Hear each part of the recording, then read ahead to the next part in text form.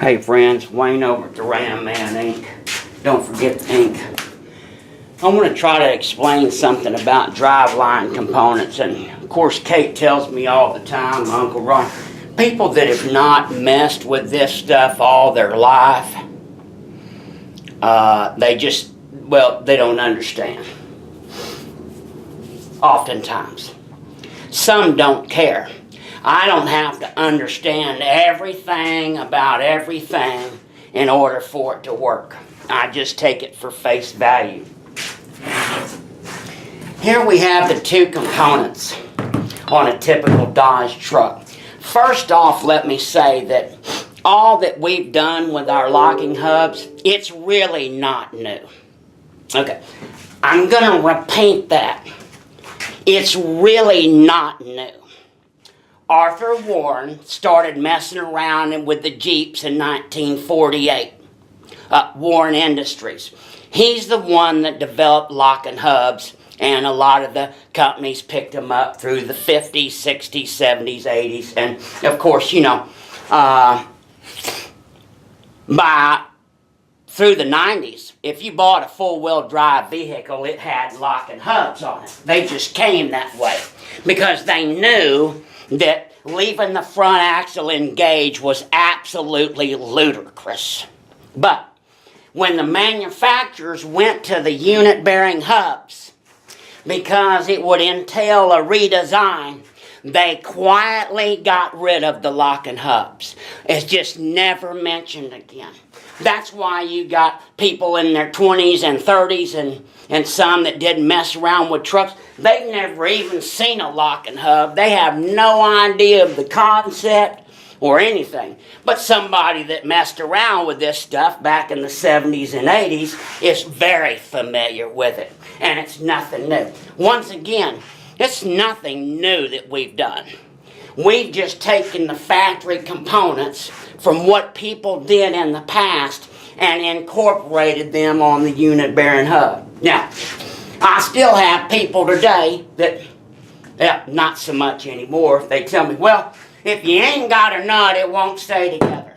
Okay, so here's a typical spline stub shaft, and here's a spline hub. Everybody knows that this goes down in there, and you've got a little nut here. So I'm going to ask you something. If you took that nut and washer off, what's going to happen? Is this going to fly off and go into the ditch? Is it going to move in any way? No. If you take the nut off the end of this, is this stub shaft going to move in any way?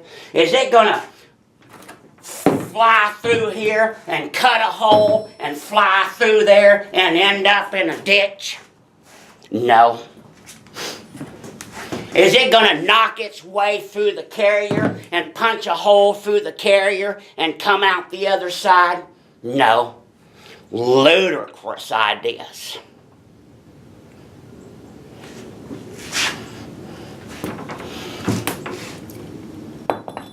It can't go through the flange. The little bit of distance between the end of the shaft and the end of the carrier and this flange prevents movement. Now, it doesn't prevent all movement. This does move just a little bit.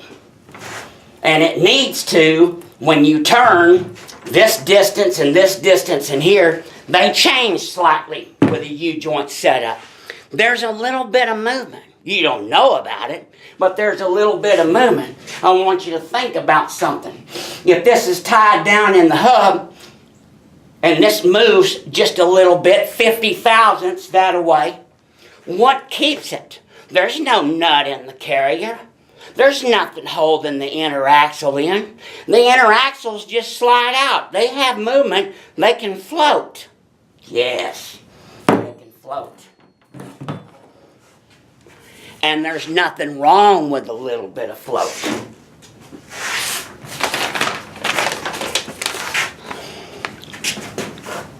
There's no nut here. This is not my directions. This is from the 90s. There's no nut here. There's no clip. There's no nothing. Because shafts can float.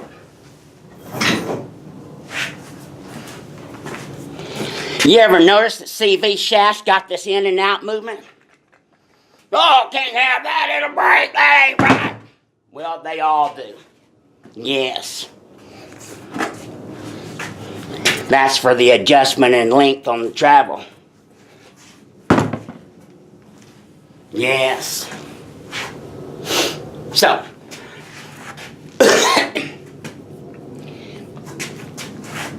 these are Jeep specifications. You cannot change the distance from the center line to the flange.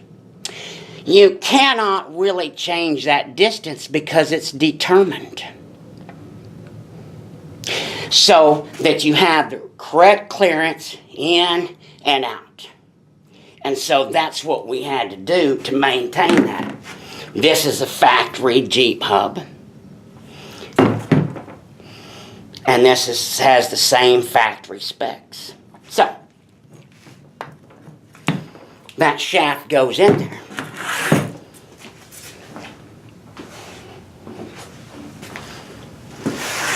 Now normally, it's going to ride right up against the inner bearing. That's why we've put that little rubber seal to help out. And when this is engaged, it's just like a rotor.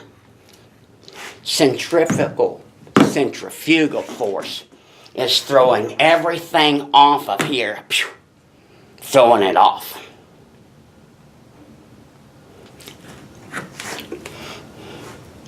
There is a slight movement back and forth designed into it. There is a slight movement designed into it, and it needs to be that way. You ever notice that there's end play in a crankshaft? There's end play in camshafts. They're not held in there rigidly. It's called play. And the reason they have some play is because when you fire those things up, or you rev them up real fast, there's centrifugal force trying to throw them out that way. Yes.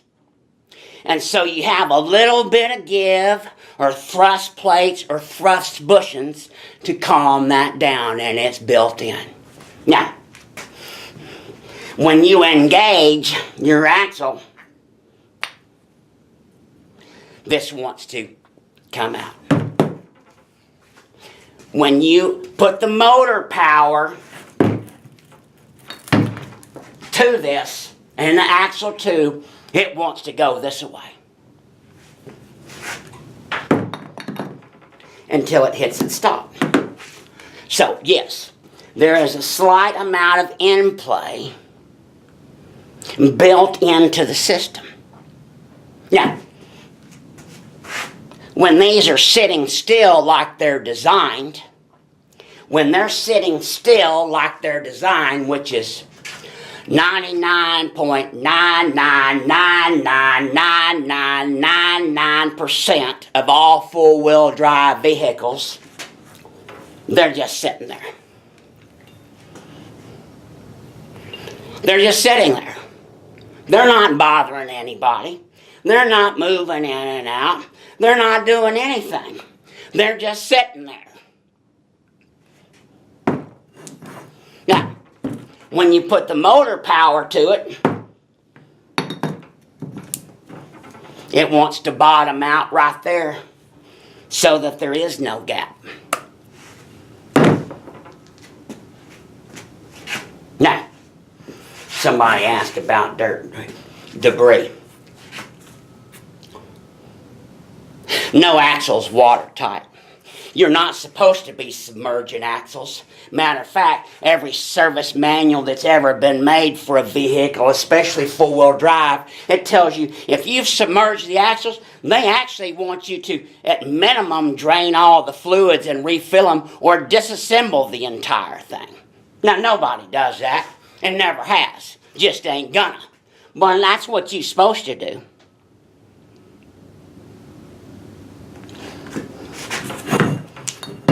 And you should take your straw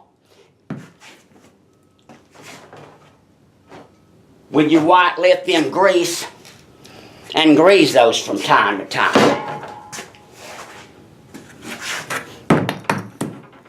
Don't make a problem before there's a problem. And the last thing you want to do, my suggestion is, don't listen to people that don't know what they're talking about. I've been doing this a little while, and you know who makes the biggest blunders that we ever see? And it doesn't matter whether it's driveline components, or brake components, or whatever. It's clients that listen to the forums on the internet and take those suggestions. More often than not, they just tear their stuff up. Don't make a problem before there's a problem.